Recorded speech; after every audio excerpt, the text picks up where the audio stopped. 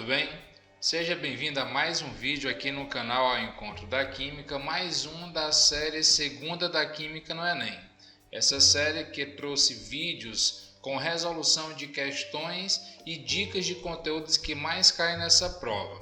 Hoje a gente está encerrando, ou pelo menos dando uma pausa nessa série, com a resolução da última edição agora de 2020.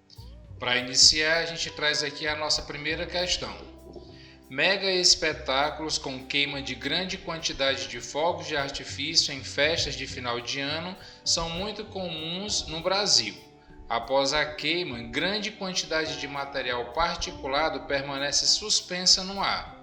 Entre os resíduos encontram-se compostos de sódio, potássio, bário, cálcio, chumbo, antimônio, cromo, além de percloratos e gases como os dióxidos de nitrogênio e enxofre. Esses espetáculos promovem riscos ambientais. Isso porque, analisando a letra A, as substâncias resultantes da queima de fogos de artifício são inflamáveis. Na realidade, esses metais eles não têm essa característica de ser inflamáveis e nem esses gases aqui também presentes, ok? A letra B diz que os resíduos produzidos na queima de fogos de artifício ainda são explosivos. Não, eles são resíduos aqui, eles não vão ter essa característica. O que coloca realmente esse fato aqui, essa característica de explosivo, é a presença da pólvora, ok? Os metais eles são colocados aí mais para o efeito visual, né? Aquelas alterações de cores. Inclusive o canal tem um vídeo falando exatamente sobre essas cores dos fogos de artifício. A letra C coloca que o sódio e o potássio são os principais responsáveis pela toxicidade do produto de queima. Na realidade, sódio e potássio eles não são tóxicos, ok? Eles não são considerados metais tóxicos. Então, olha, a gente descarta aqui letra A, B e C. Analisando a letra D e a letra E, o que é que diz aqui? Os produtos da queima contêm metais pesados, no caso aqui chumbo, antimônio. Esses metais realmente eles têm essa característica. Quando fala metais pesados, eu não estou falando de metais densos, eu estou falando de metais bioacumulativos. Aqueles metais que vão para o organismo e passam muito tempo ali para se decompor, ok? E também em gases tóxicos, se a gente analisar aqui dióxido de nitrogênio e dióxido de enxofre, realmente eles são considerados gases tóxicos, ok? Esse item aqui seria um item correto. Vamos analisar aqui a letra E. O material particulado gerado se deposita na superfície das folhas das plantas, impedindo os processos de respiração celular. Analisando o item D e letra E, que é onde a gente poderia realmente aqui ficar em dúvida, a gente vê o seguinte, quando fala em metal pesado, a gente olhar aqui para a poluição atmosférica pode até gerar aquela certa dúvida. Mas quando a gente vê aqui no enunciado que diz que esse particulado permanece suspenso no ar, então a gente poderia sim estar considerando esse item aqui como sendo um item correto. A letra E, quando ele coloca que o material particulado gerado se deposita na superfície das folhas das plantas, impedindo o processo de respiração celular, se a gente tem realmente um material particulado nessa folha, pode até estar atrapalhando esse processo de respiração. Mas dizer que esses gases eles vão se depositar aqui na superfície dessa folha chegaria a ser um pouco estranho, ok? Entre esses tópicos aqui, essa afirmação, se a gente analisar, porque tem que ver no lado da biologia, o que a biologia poderia trazer para a gente aqui, mas analisando aqui o contexto desse enunciado e vendo que o material particulado permanece suspenso no ar, eu diria que o gabarito seria letra D, ok? A gente pode partir aí para a próxima questão. Próxima questão. As moedas despertam interesses de colecionadores, numismatas e investidores há bastante tempo. uma moeda 100% cobre, circulante no período do Brasil Colônia, pode ser bastante valiosa. O elevado valor gera a necessidade de realização de testes que validem a procedência da moeda, bem como a velocidade de sua composição. Sabendo que a densidade do cobre metálico é de 9 gramas por centímetro cúbico, essa informação acaba sendo bem importante, vou destacar. Um investidor negocia a aquisição de um lote de 4 moedas, A, B, C e D, fabricadas supostamente de 100% cobre e massas 26, 27, 10 e 36 gramas respectivamente. Com o objetivo de testar a densidade das moedas, foi realizado um procedimento em que elas foram sequencialmente inseridas em proveta contendo 5 ml de água conforme esquematizado. Então, para a gente ganhar espaço aqui, eu vou tirar essa parte, vou deixar só essas informações aqui, vou pegar essa imagem que estava lá na prova, vou ampliar, e aqui é o seguinte, essa questão está bem clara que a gente vai ter que trabalhar com densidade. O que é densidade? A relação de massa por volume. Então, a gente tem aqui 4 substâncias, substâncias A, B, C e D.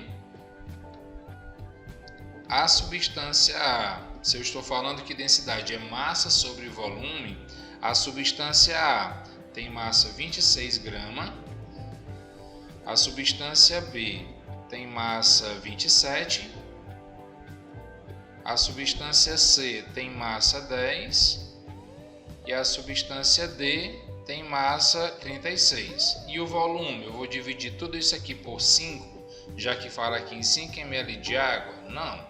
Se a gente analisar 5 ml de água, quando a gente colocar a moeda A, o volume que era de 5 passa a ser quanto? 7. Um valor aqui no meio entre 6 e 8. Então a gente pode dizer que o volume dessa moeda A é de 2 ml. Então eu vou dividir 26 por 2. Quando a gente pega aqui o 27, que é a moeda B, olha, antes estava em 7 ml. Quando colocou aqui a moeda B, esse 7 ml passou a ser 10, ok? Então a gente sabe que o volume da moeda B seria de 3 ml, que é a mesma coisa que centímetro cúbico. Ml e centímetro cúbico é a mesma coisa, não precisa fazer nenhuma conversão. Já que o C, que estava em 10, passou para 12, então quer dizer que a moeda C tem 2 ml e a moeda D, que estava aqui de 12, passou para 16, tendo aqui um volume de 4 ml, ok? Então, se a gente fizer aqui as divisões, a gente vai ver que 26 por 2 é 13, 27 por 3 é 9, 10 por 2 é igual a 5 e 36 por 4 é igual a 9. Então, se a gente comparar com a densidade do chumbo, 100% chumbo, que é próximo de 9, então a gente poderia estar falando que a moeda B e a moeda D seriam as moedas que o investidor deveria adquirir. Com base nos dados obtidos, o investidor adquiriu quais moedas? As moedas B e D. Então, se a gente analisar o gabarito, a gente vai ver que o gabarito seria letra D, ok? Mais uma questão. A química verde é um ramo da química em que prega o desenvolvimento de processos eficientes que transformam a maior parte do reagente em produto, de forma mais rápida e seletiva, que utilizem poucos reagentes, que produzam somente o produto desejado, evitando a formação de coprodutos e que utilizem poucos solventes não agressivos ao meio ambiente.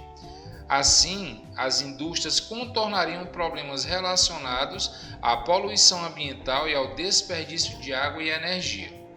O perfil de um processo que segue todos os princípios desse ramo da química pode ser representado por.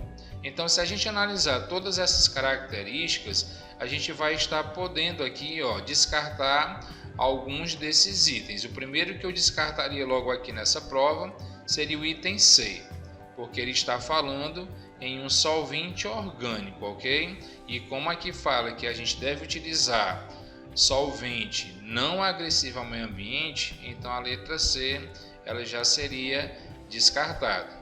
Quando fala que a gente tem que utilizar poucos reagentes, a letra A não se encaixa. A, B e C como reagente, ok? Então também descartaria aqui a letra A.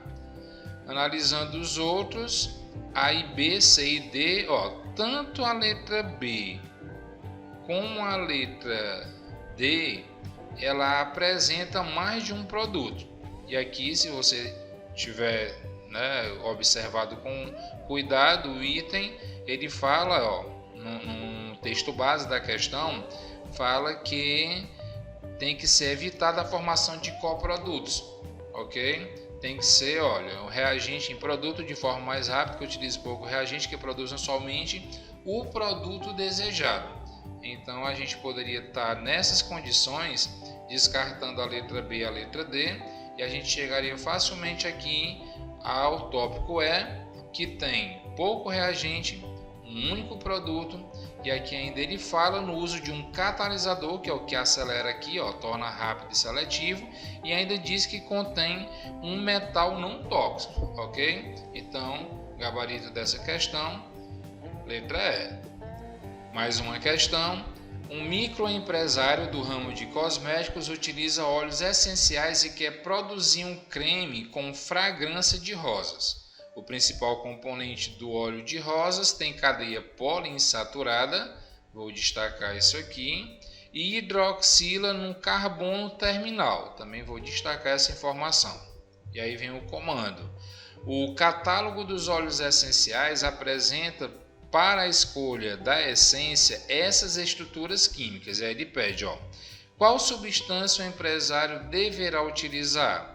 Então, quando ele coloca que a substância ela é poliinsaturada, eu estou falando em várias insaturações, que são as duplas e triplas ligações.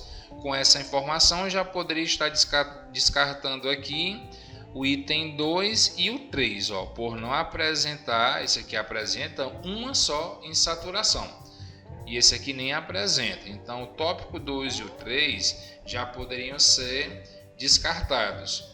Os outros tópicos aqui, primeiro que o tópico 5 ele não apresenta uma hidroxila. Aqui é uma aldoxila, que é a hidroxila ligada a uma carbonila. Então já descartaria o tópico 5. O 5 ele é um aldeído, certo? E aldeído não tem hidroxila. Já o tópico 1 e o tópico 4 tem sim a hidroxila. Ele é sim poliinsaturado, porque ele tem várias insaturações, e esse círculo representa também 3 insaturações. Mas quando ele fala que a hidroxila está em um carbono terminal, é como se ele tivesse em um carbono de uma extremidade. Isso não ocorre aqui, ok? A hidroxila está nesse carbono, que é um da extremidade. Então o composto 1 ele obedece os 2 critérios que a questão aqui está colocando. Poliinsaturado por ter 2 insaturações, e hidroxila em carbono terminal, que é a hidroxila em um carbono de uma extremidade, ok? Gabarito letra A. Mais uma questão, e essa de estequiometria não poderia faltar nessa prova. O crescimento da frota de veículos de circulação no mundo tem levado à busca e desenvolvimento de tecnologias que permitam minimizar emissões de poluentes atmosféricos. O uso de veículos elétricos é uma das propostas mais propagandeadas por serem de emissão zero. Podemos comparar a emissão de carbono na forma de CO2, massa 44, para os 2 tipos de carros, tanto a combustão como a elétrica. Considere que os veículos tradicionais a combustão, movidos a etanol de massa 46, emitem uma média de 2,6 mol de CO2 por quilômetro rodado. Já os elétricos emitem equivalente a 0,45 mol. A reação de combustão do etanol pode ser representada pela equação química a seguir aqui, ó. Foram analisadas as emissões de CO2 envolvidas em dois veículos, um movido a etanol e outro elétrico em um mesmo trajeto a 1.000 km, de 1.000 km. A quantidade equivalente de etanol é economizada em quilograma com o uso de veículo elétrico nesse trajeto é mais próxima de. Então, para a gente responder essa questão, eu vou só tirar essas informações aqui para ficar um espaço melhor para fazer um cálculo. Eu vou precisar estequiometria. Ele quer saber quanto de massa de etanol foi economizada, isso em quilograma, quando se utilizou no lugar de dois carros movidos a etanol, um movido a etanol e um outro sendo um carro elétrico, e isso com base nas massas de CO2. Se a gente analisar essas informações aqui, o que é que a gente tem? Que 46 gramas, que é a massa molar do etanol, ele produz aqui 2 mol de CO2, ok? Isso a equação já está me dando. Quando se fala em estequiometria, eu preciso da equação, saber se ela está balanceada e aplicar a proporção. Como já tem a equação e como já está balanceada, só resta aqui essa proporção. Está falando que foi um trajeto de 1.000 km. E a gente vê aqui no enunciado que quando ele é movido a etanol, ele vai gerar 2,6 mol de CO2 por quilômetro rodado. Então, se a gente fizer esses cálculos aqui, vou colocar 2,6 vezes 1.000, que dá exatamente 2.600 mol. E aí eu quero saber qual vai ser essa massa aqui de etanol necessária, ok? Isso no carro movido a esse combustível. Fazendo aqui a proporção, se a gente multiplicar o 46 vezes 2.600 e dividir por 2, a gente vai chegar num valor, no X, igual a 59.800 gramas, que é a mesma coisa que 59,8 kg. Muita gente nessa hora já marcaria aqui a letra B, né? Porque está próximo, é mais próximo de 60 kg. Porém, ele quer saber quanto que realmente foi evitado, né? Quando ele coloca aqui a quantidade equivalente de etanol economizada em quilograma. Só que a gente tem que levar em consideração que existiu também a produção de CO2 aqui no carro elétrico, bem menor, mas existiu. Então, para isso a gente deveria fazer o quê? Qual seria o cálculo? A gente deve saber quanto que realmente equivale, né, em mol de CO2 o trajeto de 1.000 km. Se eu estou dizendo aqui que 0,45 mol de CO2 é produzido por quilômetro rodado, isso nos carros elétricos, e se foi 1.000 km o trajeto, ele não produziu 2.600, ele produziu quanto? Produziu aqui 450 mol. Se a gente tirar esse 450 mol daqui, né, já que 2.600 seria se o etanol tivesse sido queimado, digamos em dois veículos, mas como foi um em etanol e um elétrico, então a gente vai tirar os 450 daqui, vai dar só 2.150 mol.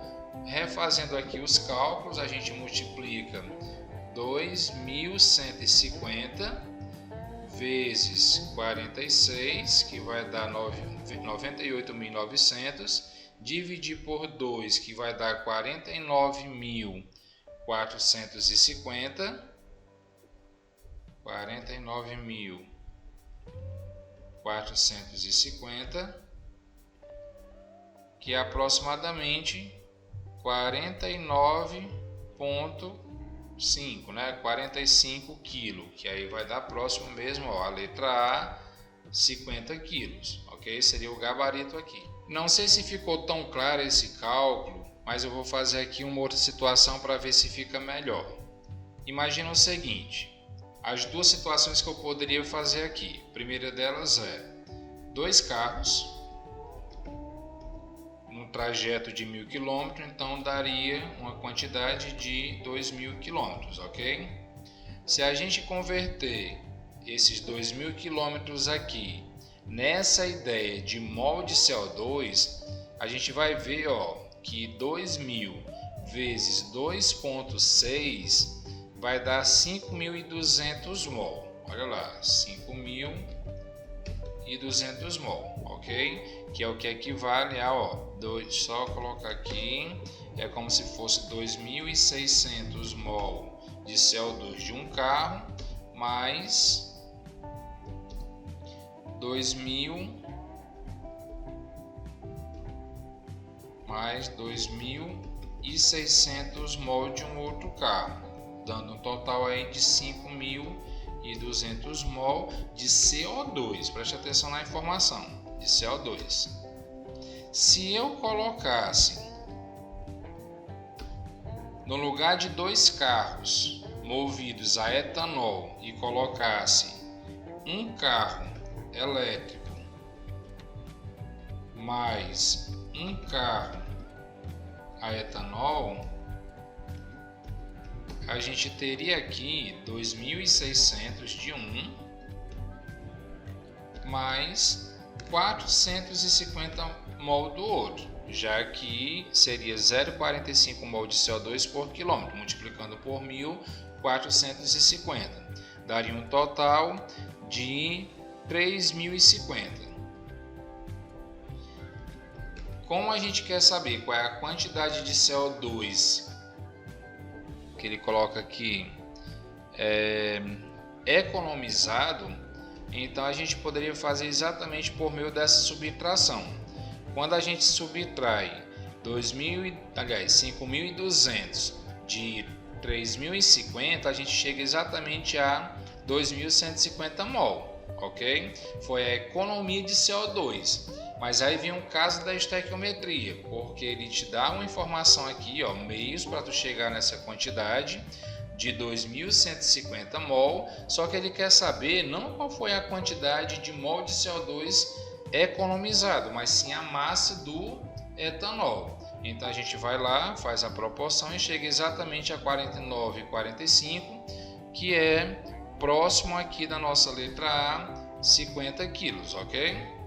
Mais uma questão, agora essa envolvendo radioatividade, não naquele conceito de cálculo de meia-vida, uma questão bem mais simples. Embora a energia nuclear possa ser utilizada para fins pacíficos, recentes conflitos geopolíticos têm trazido preocupações em várias partes do planeta e estimulado discussões visando o combate ao uso de armas de destruição em massa. Além do potencial destrutivo da bomba atômica, uma grande preocupação associada ao emprego desse artefato bélico é a poeira radioativa deixada após a bomba ser detonada. Pergunta: qual é o processo envolvido na detonação dessa bomba? Quando se fala em bomba atômica, a gente está falando, poderia até ficar em dúvida entre esses dois conceitozinhos aqui, fissão e fusão nuclear, porque são duas formas de geração de energia, ok? Porém, a fusão nuclear, ela só existe na bomba de hidrogênio, e aqui ela acaba sendo como uma pegadinha, fusão nuclear do hidrogênio, ok? Mas quando se fala em bomba atômica, que é o mesmo mecanismo das usinas nucleares, eu estou falando em núcleos que estão sendo quebrados exatamente pela entrada de nêutrons nesse núcleo, o que gera núcleos menores, libera mais 3 nêutrons e as energias, e isso gera uma reação em cadeia, que é o que causa todos os problemas que a gente conhece relacionados tanto à bomba atômica como à energia lá na usina nuclear, que, se usado de forma correta, a gente pode estar gerando eletricidade para a gente, ok? Mas quando se fala em bomba atômica, o processo utilizado é exatamente a fissão nuclear, no caso do urânio, e ela é provocada sim por nêutrons que entram no núcleo desse átomo, ok? Então fácil aqui letra A. Se você tiver um conceito de fissão e fusão nuclear, facilmente tu chega nesse gabarito. Mais uma questão, e essa é a última dessa primeira parte da resolução da prova do Enem 2020. Aí eu te pergunto, já é inscrito aqui no canal? Se não é inscrito, faça sua inscrição, deixa aí um like e mais tarde o canal vai estar trazendo a resolução da segunda parte dessa prova, trazendo todas as outras questões de química que não foram contempladas nesse vídeo, ok? Então vamos lá para a última questão desse vídeo. A sacarase ou invertase é uma enzima que atua no intestino humano hidrolisando o disacarídeo sacarose nos monossacarídeos glicose e frutose. Em um estudo cinético da reação de hidrólise da sacarose, está aqui a fórmula dela, foram dissolvidos 171 gramas de sacarose em 500 ml de água. Observou-se que, a cada 100 minutos de reação, a concentração de sacarose foi reduzida à metade, qualquer que fosse o momento escolhido como tempo inicial. Ele coloca as massas molares do hidrogênio, carbono e oxigênio igual a 1,1216 e pergunta qual a concentração de sacarose depois de 400 minutos, já que em cada 100 minutos de reação cai a metade. A gente vai ver aqui. Então assim, analisando essa questão, eu achei que aqui deveria ter uma informaçãozinha a mais, porque quando ele fala aqui que teve diminui a concentração, né? A concentração da sacarose é reduzida à metade, ele não deixou claro se essa concentração é a concentração comum ou é a concentração molar.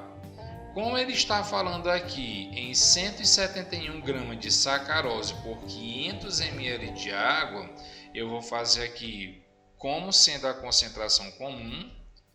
Concentração comum é exatamente massa sobre volume. A concentração seria igual a 171 gramas dividido por 0,5 litros, já que a concentração é dada em gramas por litro. Quando a gente divide 171 por 0,5, que é como se fosse o dobro, eu tenho aqui 342. Isso o que? 342 gramas em 1 litro. Ok? 342 gramas em 1 litro. Quando passam 100 minutos, essa concentração ela cai para metade. O que era 342 vai para 171 gramas por litro, mais 100 minutos, ela vai cair, metade de 171 dá 85,5, isso grama por litro. Passando-se mais 100 minutos, ela vai para 42,75 grama barra litro. E passando-se os últimos 100 minutos, já que são 400, ele vai para 21,375 gramas por litro, ok? Só que as alternativas elas estão em mol por litro. Aí para isso como é que eu faço para transformar essa concentração? Tem uma fórmula bem simples que a concentração é igual a molaridade vezes a massa molar. Se eu tenho que a minha concentração é 21,375 e que a minha massa molar, aliás, a minha molaridade que eu quero descobrir e a minha massa molar, se a gente somar os 12 vezes 12 que é 144, 22 vezes 1 e 11 vezes 16, você vai chegar a um valor de 342 que é a massa molar da sacarose.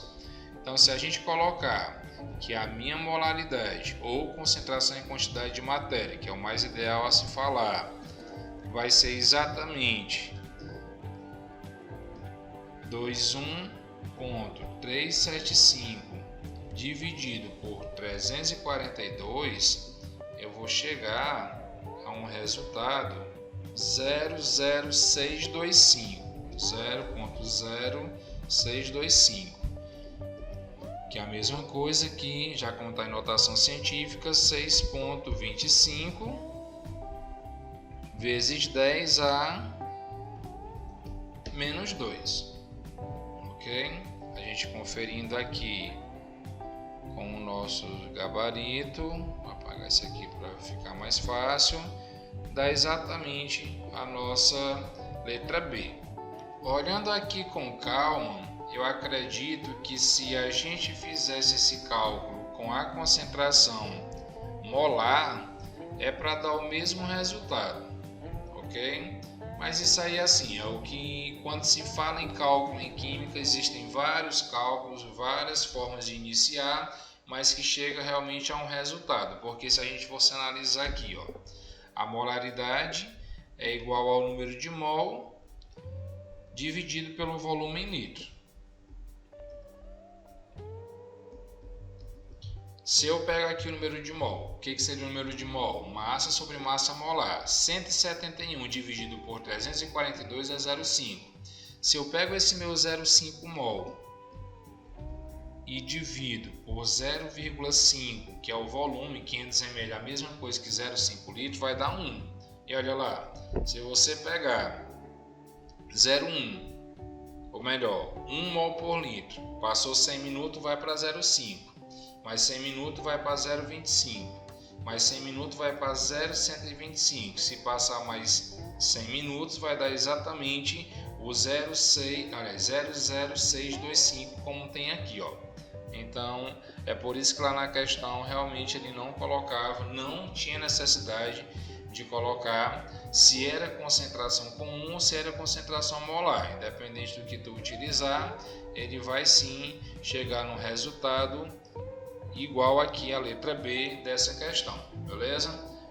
Então é isso, chegamos aqui ao final desse vídeo, que é o comentado aí da primeira parte da prova de 2020, ok? Logo logo estarei trazendo as outras questões na segunda parte. Tchau, tchau, até o próximo vídeo aqui no canal, Ao Encontro da Química.